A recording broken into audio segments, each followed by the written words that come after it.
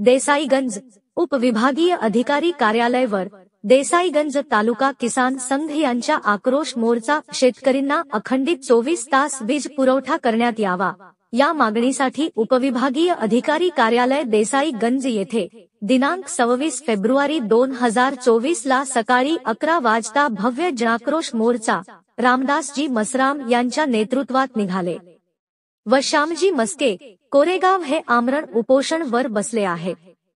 तरी सर्व शेतकरी बंधू भगिनींना विनंती आहे की आपण सर्वांनी या हक्काच्या मागणीसाठी एकत्र येऊन लढा देऊया अशी मागणी तालुका किसान संघ यांनी केली व तालुक्याचे भरपूर किसान या आक्रोश मोर्चेमध्ये उत्सुकताने सहभागी झाले व उपविभागीय अधिकारी यांना निवेदन द्वारा आपली मागणी राज्याचे ऊर्जा मंत्री यांना दिली।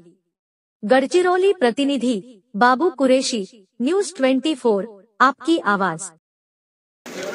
26 फेब्रुवारी शेतकऱ्यांचं भव्य आंदोलन, ठिय्या आंदोलन व आमरण उपोषणाच्या निमित्तानं या ठिकाणी आम्ही आंदोलन केलेलं आहे।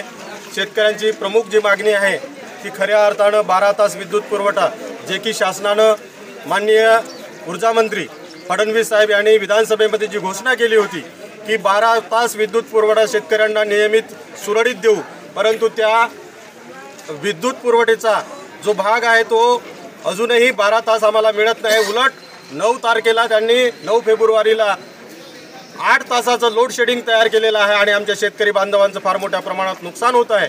शेतकऱ्यांची लागवड केलेली आहे त्या पिकं आज मरायला लागलेली आहेत आणि म्हणून आम्ही हा शेतकऱ्यांचा जन आक्रोश मोर्चा या ठिकाणी उपविभागीय अधिकारी दंडाधिकारी SDO साहेब देसाईगंज यांच्या कार्यालयावर मोर्चाचं आंदोलन केलेलं आहे।